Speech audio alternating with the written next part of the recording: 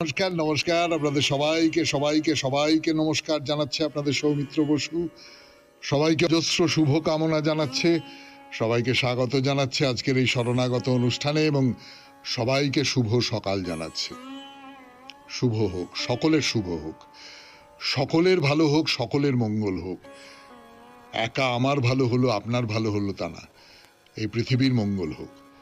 যেখানে যত যত জীবজগৎ আছে সবাইকার মঙ্গল হোক, সবাইকার মঙ্গল হোক, সবাইকার মঙ্গল হোক।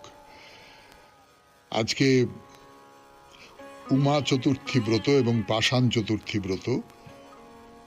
গুরু অর্জুন দেবের তিরোভাব তিথি আজকে। শিখ গুরু অর্জুন দেব আপনারা জানেন। নিম্বার্কাচার্য কেশব কাশ্মীর ভারতীর আবির্ভাব তিথি। শ্রী শ্রী রাধারানী গোস্বামী দেবীর আবির্ভাব তিথি। বেণী মাধবশীলের পঞ্জিকা অনুযায়ী আজকের দিনটার কথা এবার বলি। আজকে 15ই জ্যৈষ্ঠ 1432, ইংরেজির 30শে মে 2025, শুক্রবার। আজ চতুর্থী। সূর্যোদয়ের সময় ভোর 4:56, সূর্যাস্তের সময় সন্ধে 6:14। নক্ষত্র পুনর্বসু। আজকে জন্মে মিথুন রাশি শূদ্রবর্ণ, মতান্তরে বৈশ্যবর্ণ দেবগণ। রাত্রি 7:51 গতে কর্কট রাশি বিপ্রবর্ণ। আমাদের হোয়াটসঅ্যাপে চিঠি পাঠাবার নাম্বার 9831922927। চিঠির গোড়ায় অতি অবশ্যই SG লিখতে হবে। এবারে আজকের অনুষ্ঠান সম্পর্কে বলি। আজকের অনুষ্ঠানে প্রথমে তো পুরাণ চিরন্তনের দীক্ষার কথা বলছি আপনাদের, এবং দীক্ষার কথা বলতে গিয়ে লিঙ্গ পুরাণের মন্ত্র সংগ্রহণ থেকে স্বয়ং মহাদেব কি দীক্ষার নিয়ম কানুনের কথা বলেছেন সেই সমস্ত বলছে, এবং তার সূত্র ধরে যেটা বলছিলাম সেটা হচ্ছে বহু তান্ত্রিক মত আমাদের এই যে নানান কৃত্য, সেই সমস্ত কৃত্যের মধ্যে ঢুকে পড়েছে। সেই সব নিয়ে একটু কথাবার্তা শুরু হয়েছিল, তাই নিয়ে কিছু কথা বলবো। তারপরে চলে যাব স্বামী বিবেকানন্দের রচনা থেকে পাঠ এই পর্বে। কর্মজীবনে বেদান্ত দ্বিতীয় পর্ব, তার বেশ খানিকটা অংশ পাঠ করা হয়ে গেছে, আরো খানিকটা অংশ পাঠ করে শোনাবো আপনাদের। তারপর ঠাকুর শ্রী রামকৃষ্ণ পরমহংসদেবের কথামৃত থেকে পড়ে শোনাবো স্বামী গোকুলানন্দের রচনা মানসিক চাপ জয় করবার উপায়। একজন মনোবিজ্ঞানী হিসেবে এবং একজন ধর্মের মানুষ হিসেবে তিনি কিভাবে দেখছেন ব্যাপারটি। আপনাদের চিঠিপত্র এবং শেষে বাইরে দূরে। 92.7 বিগ FM এ শরণাগত অনুষ্ঠান শুনতে বসেছেন। আমি আছি আপনাদের সঙ্গে, আপনাদের সৌমিত্র বসু। ফিরে আসছি, একটু গান শুনে নি, তারপর পুরাণ চিরন্তন দীক্ষার কথা। পর দীক্ষার কথায় প্রবেশ করলাম 92.7 বিগ FM এ শরণাগত অনুষ্ঠানে। তো যেটা বলছিলাম সেটা হচ্ছে যে তন্ত্রের প্রচুর প্রভাব আমাদের দীক্ষা গ্রহণের মধ্যে চলে এসেছে। বিশেষ করে শৈব মতে যে দীক্ষা গ্রহণ তার মধ্যে খুব বেশি করে চলে এসছে। বৈষ্ণব মতে যে দীক্ষা গ্রহণ তার মধ্যে তত বেশি করে আসেনি। এখানে আমার একটা কথা মনে হয়, দুটো কথা মনে হয়। এক নম্বর হচ্ছে শিব কিন্তু একটু অন্যান্য যে দেবদেবীরা আছেন তাদের থেকে একটু আলাদা। শিবের যে ধরন ধারণ, তার সারা গায়ে ছাই, বাঘছাল পরে ঘুরে বেড়ান, বরিশের ওপর চড়ে থাকেন, জটা জাল, ত্রিশূল, সাপ, এগুলোর সঙ্গে অন্য দেবতারা মেলেন না খুব, তাই না? অন্য দেবতাদের যে ছবি আমরা দেখি, যে যে বর্ণনা আমরা পড়ি, তার সঙ্গে মেলে না। এবং সে ছোটবেলায় পড়েছিলাম, আপনারা অনেকেই পড়েছেন, যে মহেঞ্জোদারোর একটি লিপিতে সেখানে একজন যোগীর মূর্তি রয়েছে, তার চারপাশে অনেক জন্তু জানোয়ার রয়েছে। তো কেউ কেউ মনে করেছেন পণ্ডিতেরা ইনি হচ্ছেন পশুপতির আদি রূপ, শিব পশুপতি। পশুপতি কথাটার মধ্যেও কিন্তু একটা অনার্য ব্যাপার রয়েছে, তাই না? তো পশুপতির আদি রূপ হচ্ছেন শিব। ফলে যদি এই দিক থেকে দেখি তাহলে যে তান্ত্রিক ভাবনা চিন্তা যেটা আর্যরা এখানে আসার আগে থেকেই আছে, সেই ভাবনা চিন্তা শৈব দীক্ষা গ্রহণে বা শৈব যে রীতি তার মধ্যে প্রবেশ করা সেইটা অনেক বেশি স্বাভাবিক বিষ্ণু বা বৈষ্ণব রীতির তুলনায়। তো এমনিতেই তান্ত্রিকতার যে মন্ত্র উপচার এগুলো রয়েছে তাতে পুরাণের একটা প্রভাব রয়েছে, এবং ভগবান শ্রীহরি শ্রীকৃষ্ণ তিনি তাকে অর্চনা করা হচ্ছে, তার মধ্যে কিন্তু তান্ত্রিক শব্দের প্রবেশ ঘটে গেছে, এগুলো কিন্তু হয়েছে। তো যাই হোক, এই যে শ্রীহরির অর্চনা করতে গিয়ে বলা হচ্ছে বৈদিক তান্ত্রিক মিশ্র, বৈদিক তান্ত্রিক মিশ্র, অর্থাৎ বৈদিক এবং তান্ত্রিক এই দুটো মিশে যাচ্ছে। তো এগুলো তাহলে বৈষ্ণব দীক্ষার ধরন বলে ধরে নিতে পারি। ভাগবত পুরাণ, যেটা বৈষ্ণবদের কাছে প্রায় বেদের মতন, তো ভাগবত, সেই ভাগবত পুরাণে বলা হচ্ছে যে দীক্ষা দুরকম। একটা হচ্ছে বৈদিকী দীক্ষা, মানে বেদ অবলম্বন করে যে দীক্ষা, আর একটা হচ্ছে তান্ত্রিকী দীক্ষা। একেবারে পরিষ্কার বলে দেওয়া হচ্ছে, যাত্রা বলি বিধানাং বৈ সর্ববার্ষিক কর্মসু বৈদিকী তান্ত্রিকী দীক্ষা মদীয় ব্রত ধারণম। এখানে আচার্য বংশীধর তার টিকায় কি বলছেন? বলছেন বৈদিকী দীক্ষা ব্রাহ্মণ, ক্ষত্রিয় এবং বৈশ্যদের জন্য, আর তান্ত্রিকী দীক্ষা হচ্ছে স্ত্রীলোক এবং শূদ্রদের জন্য। এটা সেই সময়কার নিয়ম। তাহলে সমাজের তথাকথিত যে নিচের স্তর, সেই নিচের স্তরে তান্ত্রিক নানান রকম কৃত্য, তান্ত্রিক নানান রকম আচার বিচার, তান্ত্রিক নানান রকম নিয়ম কানুন, সেইগুলো প্রচলিত ছিল এবং সেইগুলোকে কিন্তু স্বীকার করে নেওয়া হচ্ছে। ব্যাপারটা বেশ মজার না? তো পুরাণ চিরন্তনে শুনছেন দীক্ষার কথা। আমি আছি আপনাদের সঙ্গে, আপনাদের সৌমিত্র বসু। আরো কথা বলবার জন্য ফিরে আসছি, তার আগে গান শুনতে হবে। তো গানের পর ফিরে এলাম 92.7 বিগ এফএম এ শরণাগত অনুষ্ঠান শুনছেন। আমি আছি আপনাদের সঙ্গে, আপনাদের সৌমিত্র বসু। তো তাহলে যেটা দাঁড়াচ্ছে যে ব্রাহ্মণ, ক্ষত্রিয়, বৈশ্য এবং শূদ্র বা স্ত্রীলোককে তখন খুব নিচে করে রেখে দেওয়া হতো। এই স্ত্রীলোকদের জন্য তান্ত্রিকী দীক্ষা, এবং সেটা বলবার সঙ্গে সঙ্গে দীক্ষা গ্রহণ করা কত দরকার, দীক্ষার কত মাহাত্ম্য, সেই সমস্ত কথাও এই বংশীধর বলছেন, নানান গ্রন্থ থেকে বলছেন, উদ্ধৃতি দিয়ে দিয়ে বলছেন। কিন্তু এই যে ভাগবত পুরাণে যে তান্ত্রিকী দীক্ষার কথা বলা হচ্ছে, সেইটা যে পঞ্চরাত্রাদি আগম সিদ্ধ দীক্ষা, সে কথা প্রথমেই খুব স্পষ্ট করে দিচ্ছেন ভাগবত পুরাণের টিকাকার শ্রীধর স্বামী।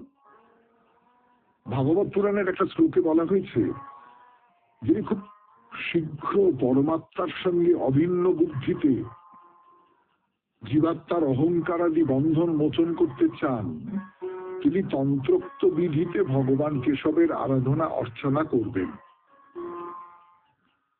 ব্যাপারটা আরেকবার ভালো করে দেখি।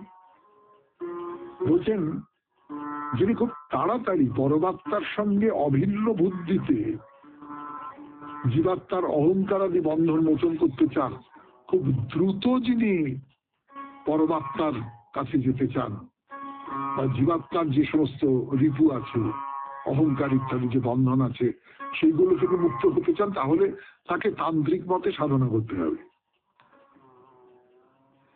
এবং এই তন্ত্র কাকে বলছে? শ্রীধর স্বামী কি বলছেন? তন্ত্রম আগমা। আর বংশীধর কি বলছেন? বলছেন আগম হলো পঞ্চরাত্রাদি আগম। বৈদিক দীক্ষায় জ্ঞান সাধন নিষ্কাম কর্ম করার কথা বলে, কিন্তু তান্ত্রিক দীক্ষা সেখান থেকে বেশ খানিকটা আলাদা হয়ে যায়। তো যাই হোক, আমরা এই সমস্ত জটিলতার মধ্যে ঢুকবো না, আমরা বরং শেষ করব আজকের পুরাণ চিরন্তন। এরপরে গানের পর স্বামী বিবেকানন্দের রচনা থেকে পড়ে শোনাবো কর্মজীবনে বেদান্ত দ্বিতীয় পর্ব। আমি আছি আপনাদের সঙ্গে, আপনাদের সৌমিত্র বসু। কর্মজীবনে বেদান্ত দ্বিতীয় পর্ব। যতটা পড়েছিলাম যে মানুষ ধ্যান বলে বিশুদ্ধ চিত্ত হয়ে তারপর দেহ রেখেছেন, তার কিভাবে পরলোক প্রাপ্তি হয় সেই কথা স্বামী বিবেকানন্দ বলেছেন। বলার পরে কি বলছেন সেটা পড়ব। এই মাস, বৎসর প্রভৃতি শব্দের অর্থ কি কেহই ভালো করিয়া বুঝেন না।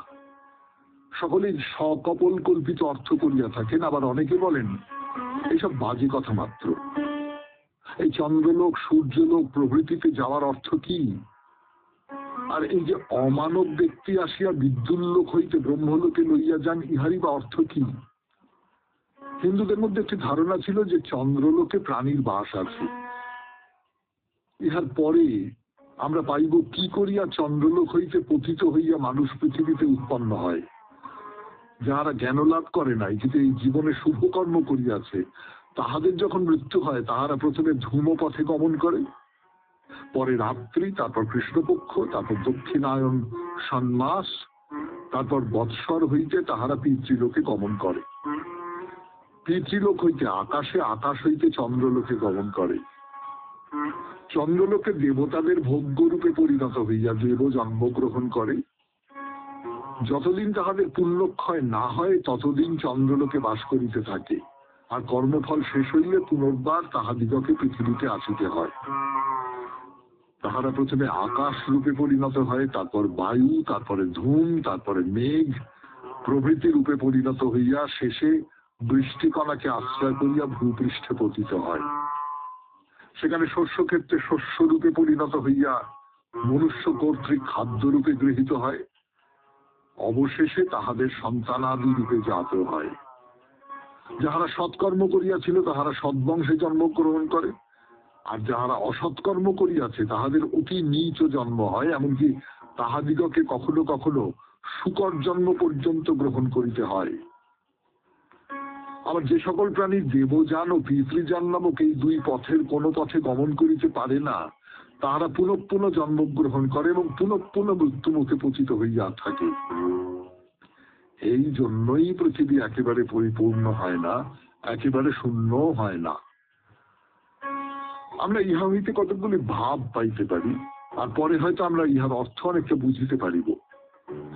শেষ কথাগুলি, অর্থাৎ স্বর্গে গমন করিয়া জীব আবার কিরূপে ফিরিয়া আসে, তাহা প্রথম কথাগুলি অপেক্ষা যেন কিছু স্পষ্টতর বোধ হয়। কিন্তু এই সকল উক্তির তাৎপর্য বোধ হয় এই যে ব্রহ্মানুভূতি ব্যতীত স্বর্গাদি লাভ বৃথা। মনে করো অনেকে আছেন তাহারা এখনো ব্রহ্ম অনুভব করিতে পারেন নাই, কিন্তু ইহলোকে কতকগুলি সৎকর্ম করিয়াছেন, আর সেই কর্ম আবার ফল কামনায় করা হইয়াছে। তাহাদের মৃত্যু হইলে তাহারা এখান ওখান নানা স্থান দিয়া গিয়া স্বর্গে উপস্থিত হন। আর আমরাও যেমন এখানে জন্মিয়া থাকি, তাহারাও ঠিক সেই রূপ দেবতাদের সন্তান রূপে জন্মিয়া থাকেন। আর যতদিন তাহাদের পুণ্যের ফল ক্ষয়প্রাপ্ত না হয় ততদিন তাহারা স্বর্গে বাস করেন। ইহা হইতেই বেদান্তের একটি মূল তত্ত্ব পাওয়া যায়, যাহা কিছু নাম রূপ আছে তাহাই নশ্বর। সুতরাং স্বর্গ অবশ্য নশ্বর হইবে, কারণ সেখানেও নাম রূপ আছে। অনন্ত স্বর্গ স্ববিরোধী বাক্য মাত্র। যেমন এই পৃথিবী কখনো অনন্ত হইতে পারে না, কারণ যে কোনো বস্তুর নাম রূপ আছে, তাহার কালেই উৎপত্তি, কালেই স্থিতি এবং কালেই বিনাশ। বেদান্তের এই সিদ্ধান্ত স্থির। সুতরাং অনন্ত স্বর্গের ধারণা পরিত্যক্ত হইল। শুনলেন স্বামী বিবেকানন্দের রচনা থেকে পাঠ। এরপর গান, গানের পর কথা অমৃত। গান শেষ, কথা শুরু। 92.7 FM শরণাগত অনুষ্ঠান শুনছেন। আমি আছি আপনাদের সঙ্গে, আপনাদের সৌমিত্র বসু। ঠাকুর কি বলছেন? বলছেন ব্রহ্মজ্ঞান দুটো রাস্তা দিয়ে হতে পারে। একটা রাস্তা হচ্ছে জ্ঞানের রাস্তা, জ্ঞানযোগ, আর একটা রাস্তা হচ্ছে ভক্তিযোগ। এই দুই পথ দিয়েই ব্রহ্মজ্ঞান হতে পারে। কেউ কেউ ব্রহ্মজ্ঞানের পরেও ভক্তি নিয়ে থাকে লোকশিক্ষার জন্য, যেমন অবতার যারা, চৈতন্যদেব, শ্রীরামকৃষ্ণ পরমহংসদেব, এরকম যারা অবতার, তারা ব্রহ্মজ্ঞান লাভ করেছেন, করা হয়ে গেছে, তার সত্ত্বেও তারা ভক্তি নিয়ে থাকেন, তারা ব্রহ্মের মধ্যে লীন হয়ে যান না। তার কারণ তারা মানুষকে শিক্ষা দেওয়ার জন্য আবির্ভূত হয়েছে। দেহাত্ম বুদ্ধি, আমি বুদ্ধি কিন্তু সহজে যায় না, তার কৃপায় সমাধিস্থ হলে যায়। নির্বিকল্প সমাধি, জড় সমাধি। এই সমাধিটা হলে তখন আমি তুমি ভেদাভেদ মুক্ত হয়ে যায়। আপনারা বুঝতেই পারছেন যে সমাধিস্থ হলে তখন তো আর দেহবুদ্ধি থাকে না, দেহবুদ্ধি থাকে না, আত্মবুদ্ধি থাকে না, কোনো কিছুই থাকে না। তখন একটা ওই একটা অন্যরকম জ্যোতির সমুদ্রের মধ্যে ভেসে যাচ্ছে, আমার আমার সম্পর্কে কোনো চেতনা নেই। তো সমাধির পর অবতারাদির আমি আবার ফিরেছে, কিন্তু সেটা কোন অহংয়ের আমি নয়। সেটা আমি এটা করেছি, আমি ওটা করেছি, আমি বাড়ি বানিয়েছি, আমি রাস্তাঘাট করেছি, এই আমি না। বিদ্যার আমি, ভক্তের আমি। এই বিদ্যার আমি দিয়ে লোকশিক্ষা হয়। শঙ্করাচার্য, আমরা খুব কাছাকাছির মধ্যে ঠাকুরের কথা বললাম, শ্রী চৈতন্যদেবের কথা বললাম অবতার হিসেবে। ঠাকুর মনে করিয়ে দিলেন শঙ্করাচার্য। শঙ্করাচার্য, আমরা তার জীবন কথা বলেছিলাম শনিবারের যে শরণাগত অনুষ্ঠানে মহাপুরুষের কথায় অনেক দিন ধরে বলেছিলাম, এবং সেখানে দেখেছিলেন যে তিনি এক একটা নতুন জ্ঞান লাভ করছেন এবং শিষ্যদের মধ্যে ছড়িয়ে দিচ্ছেন। এখন যেমন কনফুসিয়াসের কথা বলছি, তিনি যা কিছু বুঝছেন, যা কিছু অনুভব করছেন, যা কিছু জানছেন, সেই সমস্তটা তার শিষ্যদের মধ্যে ছড়িয়ে দিচ্ছেন। এটাও লোকশিক্ষার জন্য তিনি করছেন, তাকেও অবতার বলেও মনে করতে পারি। তো এই শঙ্করাচার্য বিদ্যার আমি রেখেছিল, যে বিদ্যার আমি দিয়ে মানুষ লোকশিক্ষা দেয়। চৈতন্যদেব এই আমি দিয়ে ভক্তি আস্বাদন করতেন, ভক্তি ভক্ত নিয়ে থাকতেন, ঈশ্বরীয় কথা বলতেন, নাম ও সংকীর্তন করতেন। এ হল বিদ্যার আমি। এ তো সহজে যায় না, তাই ভক্ত জাগ্রত, স্বপ্ন প্রভৃতি অবস্থা উড়িয়ে দেয় না। ভক্ত সব অবস্থায় লয়, সত্য, রজ, তম তিন গুণ লয়। ভক্ত দেখে তিনি চতুর্বিংশতি তত্ত্ব হয়ে রয়েছেন, জীবজগৎ হয়ে রয়েছেন। আবার দেখে সাকার চিন্ময় রূপে তিনিই দর্শন দেন। ভক্ত বিদ্যা মায়া আশ্রয় করে থাকে।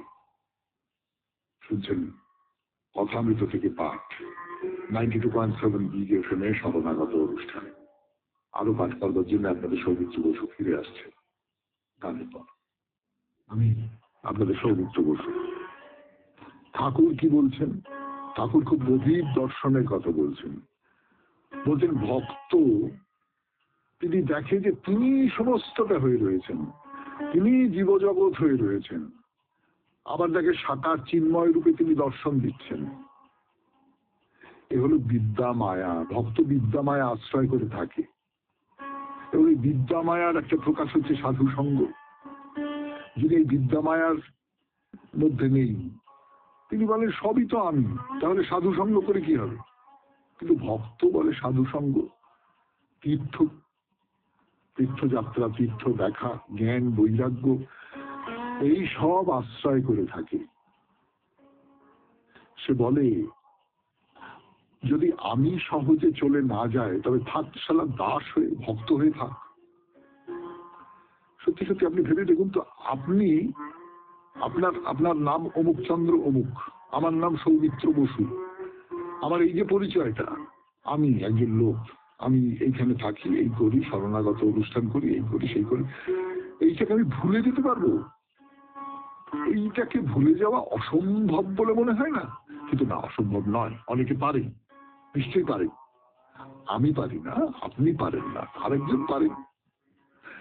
কিন্তু আমরা যেটা পারি না, আমরা কি করতে পারি সেক্ষেত্রে? আমি, এই আমিটা কোন আমি? এই আমিটা হচ্ছে বিদ্যার আমি। এই বিদ্যার আমি ব্যাপারটা কি? বিদ্যার আমি ব্যাপারটা হচ্ছে যে আমি তোমার দাস, তুমি আমার প্রভু। আমি অকিঞ্চন, আমি কিচ্ছু না, আমি ভক্ত। তুমি আসল, আমি নিজেকে সম্পূর্ণভাবে তোমার কাছে বিলিয়ে দিয়েছি। আমার নিজস্ব স্বতন্ত্র অহংকার করবার মতো নিজের বলে কিচ্ছু নেই। এই বোধটা যদি মনের মধ্যে জাগিয়ে তুলতে পারি, এইটাকে যদি বিশ্বাস করতে পারি, এই বিশ্বাস যদি করতে পারি, তাহলেই হয়ে গেল। ঠাকুর বলছেন কি? বলছেন ভক্তেরও একাকার জ্ঞান হয়, সেটাকে ঈশ্বর ছাড়ার কিছুই না। স্বপ্নবৎ বলে না, তিনি এইসব হয়েছেন। মোমের বাগানে সবই মোম, তবে নানা রূপ। এই যে মায়া, এই মায়াটা আসলে মোমের বাগান। মোমের বাগান কেন? যদি সত্যি সত্যি জ্ঞানের আলো এর মধ্যে ফেলা যায়, যদি সত্যি সত্যি জ্ঞান সূর্যের আলো এর মধ্যে ফেলা যায়, তাহলে সেই মোমের বাগান গলে যাবে, আর কিছু থাকবে না। এই সমস্তটাই আসলে একটা মায়ার জায়গা। তবে এটার জন্য যেটা দরকার, সেটা ঠাকুর বলছেন, সেটা হচ্ছে পাকা ভক্তি। পাকা ভক্তি কাকে বলে? বলছেন অনেক পিত্ত জমলে ন্যাবা লাগে, তখন দেখে যে সবই হলদে। শ্রীমতী শ্যামকে ভেবে ভেবে সমস্ত শ্যামময় দেখলে, আর নিজেকেও শ্যাম বোধ হলো। পাড়ার হ্রদে শীষে অনেকদিন থাকলে সেটাও পাড়া হয়ে যায়। কুমোর পোকা ভেবে ভেবে আরশোলা নিশ্চল হয়ে যায়, নড়ে না, শেষে কুমোর পোকাই হয়ে যায়। ভক্ত তাকে ভেবে ভেবে অহংশূন্য হয়ে যায়, আবার দেখে তিনি আমি, আমি তিনি। আরশোলা যখন কুমোর পোকা হয়ে যায়, তখন সব হয়ে গেল, তখনই মুক্তি। শুনলেন কথামৃত থেকে পাঠ 92.7 বিগ এফএম এ শরণাগত অনুষ্ঠানে। এখন স্বামী গোকুলানন্দের রচনা থেকে পড়ে শোনাবো, মানসিক চাপ জয় করার উপায়। ফিরে আসছি গানের পর। পালা শেষ করে কথার পালা শুরু করছে আপনাদের সৌমিত্র বসু 92.7 বিগ এফএম এ শরণাগত অনুষ্ঠানে। স্বামী গোকুলানন্দের রচনা থেকে পড়ে শোনাই। সূর্যের ওপর যখন ভেসে বেড়ায় হালকা মেঘের স্তর, তখন কিন্তু সূর্যকে আংশিক দেখা যায়, সূর্যের আভাস পাওয়া যায়। আনন্দময় কোষকে আমরা তুলনা করতে পারি ওই হালকা মেঘের সঙ্গে। এটি আত্মার সবচেয়ে কাছের স্তর। সূর্যালোকের ঔজ্জ্বল্য নির্ভর করে মেঘস্তরের ঘনত্বের উপরে।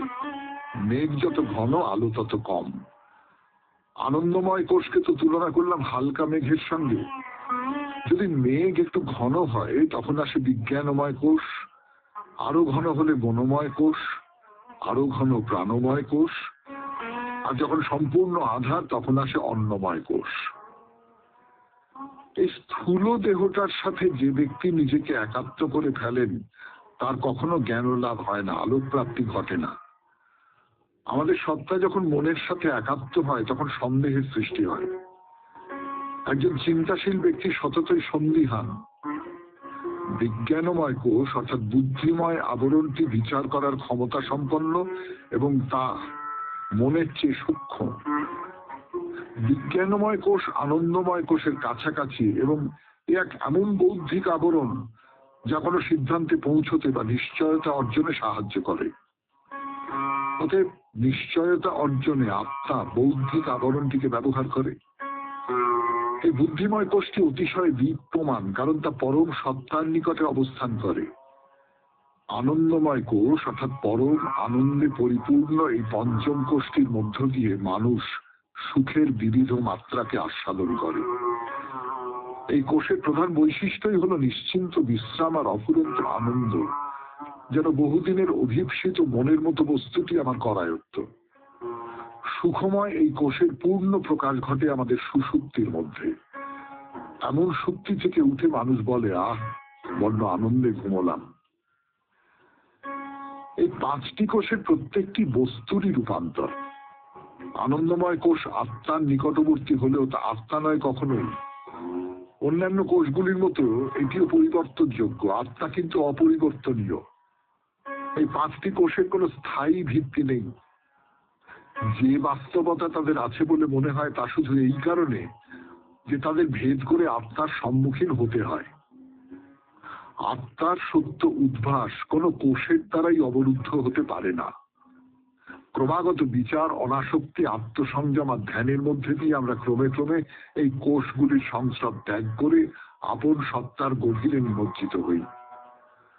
আমাদের লক্ষ্য হওয়া উচিত জপ, সাধনা, সাধুসঙ্গ, বিচার এবং এরকম উচ্চতর কর্মের মধ্যে দিয়ে আমাদের কোষগুলিকে অর্থাৎ আবরণগুলিকে ক্ষীণ হতে ক্ষীণতর, স্বচ্ছ হতে স্বচ্ছতর করে তোলা। যখন আর মেঘের চিহ্ন মাত্র থাকবে না, আমরা পরম সত্যের সম্মুখে গিয়ে দাঁড়াবো। পঞ্চকোষ নিয়ে যে আলোচনা করলাম তা থেকে নিশ্চয়ই আমরা এই সিদ্ধান্তে আসতে পারি যে মানসিক চাপকে জয় করতে আমাদের নির্দিষ্ট কিছু নিয়মের মধ্যে দিয়ে যেতে হবে, একাত্ম হতে হবে আপন সত্তার সাথে। এই কোষগুলিকেই সত্য বলে মেনে নিলে মানসিক চাপ আসবেই। বাহ্যিক সংক্ষুব্ধতা, উত্তেজনার হাত থেকে নিস্তার পেতে হলে এ সবকিছুর ঊর্ধ্বে উঠে আপন সত্তার গভীরে নিমগ্ন হওয়ার চেষ্টা করতে হবে।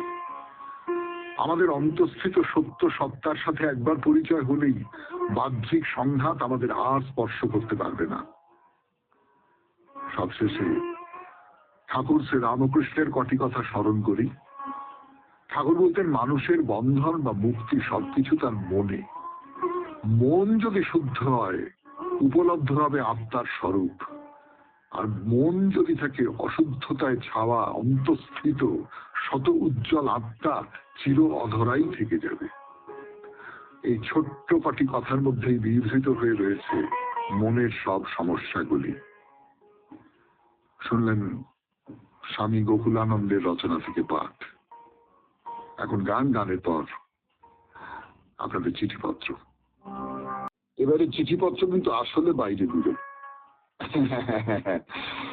আসলে বাইরে দূরে এই কারণে বলছি যে লীনা গোস্বামী শ্রীরামপুর থেকে যে চিঠিটি লিখেছেন সেটি আসলে ভ্রমণ কাহিনী।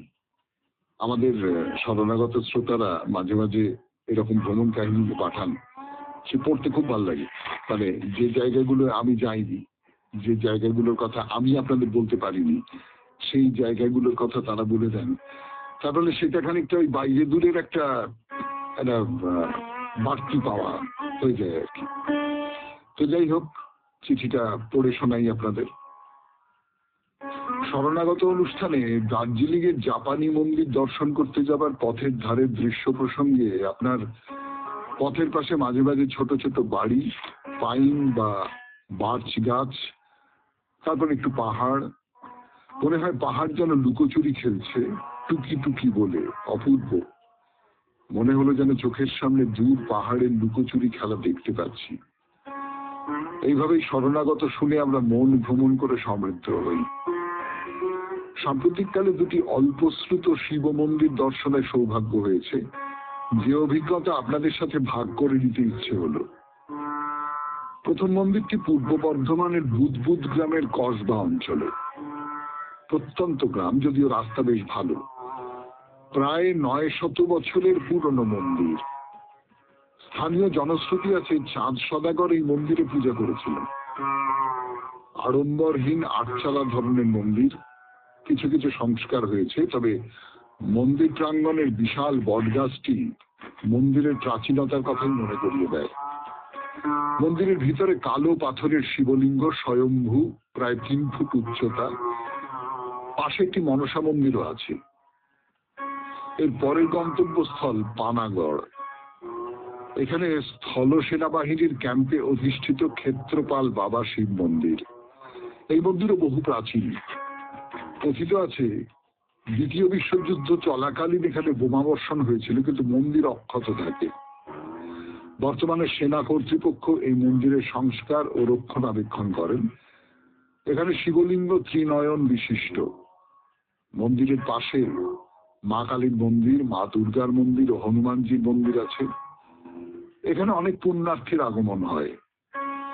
এখানে মনস্কামনা পূর্ণ হলে সবাই ঘন্টা বেঁধে পুজো দেন। তাই মন্দির চত্বরে চারিদিকে সুশৃঙ্খল ভাবে ছোট বড় মাঝারি ও যথেষ্ট বড় ঘন্টা বাঁধা আছে। ঘন্টা বাঁধার এই সুশৃঙ্খলতা আমাকে মুগ্ধ করেছে। নমস্কারান্তে, লীনা গোস্বামী, শ্রীরামপুর। অনেক ধন্যবাদ লীনা দিদি, আপনার আনুকূল্যে আমাদের দুটো মন্দির দর্শন করা হয়ে গেল, এবং সেটা কালিম্পংয়ের থেকে কাছাকাছি। মানে যে কেউ গিয়ে এই দুটো মন্দির দর্শন করে আসতে পারেন। এই গরমটা অবশ্যই ঠিক মন্দির দর্শনের পক্ষে উপযুক্ত নয়, কিন্তু এটা যদি লিস্টে রেখে দেন তাহলে একটু গরমটা কমলে, একটু ঠান্ডা পড়লে, একটু পুজো টুজোর সময় ছুটি ছাটা পেলে তখন দলবল বেঁধে এই মন্দির দুটো দেখে আসতে পারেন, খুব ভালো লাগবে। এরা তাহলে বাইরে দূরে 92.7 BGFM এ শরণাগত অনুষ্ঠান শুনছেন। আমি আছি আপনাদের সঙ্গে, আপনাদের সৌমিত্র বসু। আমরা এখন কালিম্পংয়ে ভজন ধামে ফিরে আসছি। এলাম এখন বাইরে দূরে 92.7 BGFM এ শরণাগত অনুষ্ঠান। তো যেটা বলছিলাম এর আগের দিন, যে একতলায় অনেকগুলো সার দরজা রয়েছে, এবং সেই সবকটা দরজার পাশে একটা করে ফুলের টব রয়েছে, বেশ বড় করে, বড় টব এবং বড় গাছ হয়ে রয়েছে। মানে এটা দেখলে না একরকম করে মনটা খুব ভালো হয়ে যায়। মন্দিরের মধ্যে থামের সামনে দরজার গায়ে গাছ লাগিয়ে রেখে দিয়েছেন। মন্দিরের যে, আমি বলছি যে সিমেন্টের তৈরি যে কাঠামো, তার ভেতরে কোথাও সজীব গাছের চাষ হচ্ছে, এটা দেখতে খুব ভালো লাগে। আমি এই দরজা দিয়ে আপাতত ভেতরে ঢুকবো না, আমরা ওখান থেকে একটু বেরিয়ে এসে বাঁদিকে একটা সিঁড়ি উঠে গেছে, সেই সিঁড়ি দিয়ে ওপরে উঠে দেখবার চেষ্টা করি। এই সিঁড়ি দিয়ে আপনি দোতলায় একটা চওড়া বারান্দায় গিয়ে পৌঁছলেন, প্রায় ছাদ বলা যায়, সেরকম একটা জায়গায় এসে উপস্থিত হলেন। তো মন্দির এবং তার যে চূড়া, সেগুলো এখন আপনার অনেক কাছাকাছি চলে এসছে। আপনি অনেক কাছ থেকে তাকে দেখতে পাচ্ছেন, ছুতে পাচ্ছেন না অবশ্যই, কিন্তু দেখতে পাচ্ছেন অনেক কাছ থেকে। তো কথায় কথায় দোতলার কথা বলে ফেলেছি আপনাদের, কিন্তু ওই যে একতলায় মন্দিরের সামনে একটা বাগান আছে, সেই বাগানটার কথা একটু বলি। দোতলাটা কেন বললাম সেটা বলবো আপনাদের। বাগানটা মানে একটা সোনার রঙের দণ্ড আছে সেই বাগানে। সেই দণ্ডের নিচের দিকে কিছু কারুকার্য আছে, মূর্তি বসানো আছে, আর দণ্ডের একেবারে উপরে একটা পতাকা। আর সেই পতাকার নিচে একজন মানুষের হাতের তালু, তিনি যেন আশীর্বাদের মতন করে বা আশ্বস্ত করার মতন করে হাত তুলে রয়েছে। এই হাত কার? এই হাত কি কৃষ্ণের, নাকি এই হাত মঙ্গলধামের মঙ্গলদাস বাবাজি, নাকি অন্য কোনো সন্ত? আমি জানি না, কিন্তু এই হাতটা আমি দেখতে পাচ্ছি। তো এই যে আসলে এই সিঁড়ি দিয়ে দোতলায় উঠে আসতে বললাম, তার একটা কারণ হচ্ছে যে দণ্ডটার কথা বলছি সেটা মন্দিরের সামনের যে মাঠ বলবো না বাগানই বলবো, সেই চমৎকার বাগান, সেই বাগানে প্রথিত হয়ে আছে। সেখান থেকে দণ্ডটা উঠে গেছে, এবং সেটা উঠে গেছে দোতলা ছাড়িয়ে। ফলে দণ্ডের মাথায় যা কিছু আছে বলে আমি বলছি, ওই যে সোনার বরণ হাত বা পতাকা যা কিছু বললাম, সেই সমস্তটা ওই দোতলার ছাদ বলুন, বারান্দা বলুন, সেসব জায়গা থেকে আরো ভালো করে দেখতে পাওয়া যাবে। শুনছেন কালিম্পংয়ের মঙ্গল ধামের কথা 92.7 BGFM এ শরণাগত অনুষ্ঠানে। আরো কথা বলবো আপনাদের, ফিরে আসছি। দেখা যাবে সেটা বলবার জন্য দোতলাতে ওঠা, দোতলায় প্রায় ছাদের মতো বিস্তৃত একটা বারান্দা বলুন। শুনছেন 92.7 BGFM এ শরণাগত অনুষ্ঠানে, একেবারে শেষ পর্ব বাইরে দূরে। তো একটু নিচে নেমে আসি, নিচে নেমে এসে দেখি এই বাগানটাকে দেখি। বাগানটা মানে মাঝখানে মাঠ, মাঠ ঘাস, যেখান থেকে দণ্ডটা উঠেছে। আর এই যে ঘাস মাঠ, এর চারপাশ ঘিরে খুব চমৎকার করে একটা বাগান তৈরি করা হয়েছে, ফুল গাছের বাগান। মানে এটা বোঝাই যায় যে এই মন্দিরের যে কর্তৃপক্ষ, তারা কিন্তু গাছ খুব পছন্দ করেন। তারা থামের সামনে গাছ রেখে দেন, তারা মন্দিরের দরজাগুলোর সামনে গাছ রেখে দেন। এটা সাধারণত অনেক মন্দিরেই হয় না, কিন্তু এখানে ওইটা করা হয়, এবং সেটা দেখতে খুব ভালো লাগে। তো সেই একটা খুব চমৎকার বাগান করে দেওয়া হয়েছে। চৌকোনা, চওড়ার দিকে খুব বড় নয়, কিন্তু লম্বার দিকে অনেকখানি লম্বা। আর এই যে বাগানটা, এর পাশ দিয়ে একটা সরু রাস্তা রয়েছে, সেই সরু রাস্তা রেলিং দিয়ে ঘেরা, দুপাশে রেলিং, মাঝখান দিয়ে সরু রাস্তা, মানে একজন ঠিক বড় জোর ঘেঁষাঘেঁষি করে দুজন যেতে পারবেন। সেইটা হচ্ছে মন্দির পরিক্রমা করার রাস্তা। তাহলে আপনি ধরুন এই বাঁদিকে যদি মন্দির হয়, তাহলে আপনি রাস্তা দিয়ে যাচ্ছেন, আপনার বাঁদিকে মন্দির, এবার ডান দিকে রেলিংয়ের শেষে একটু নিচের দিকে নেমে গেছে, খাদের মতন বলবো না, একটু অল্প নেমে গেছে, সেখানে হচ্ছে এই মঙ্গলধাম আশ্রমটি। মন্দিরের সঙ্গে সঙ্গে আশ্রমের কথাটাও তো মনে রাখতে হবে।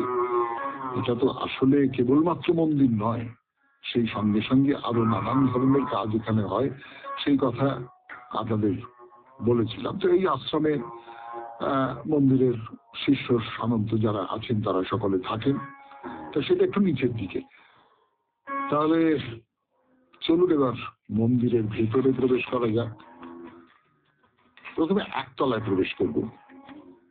একেবারে শুরুতেই যেটা আপনার চোখে পড়বে একটা ঘর, সেই ঘরের ফ্রেমে বাঁধানো একটা ছবি, মানে খুব বড় ছবি, মানে বেশ লম্বা একটা ছবি।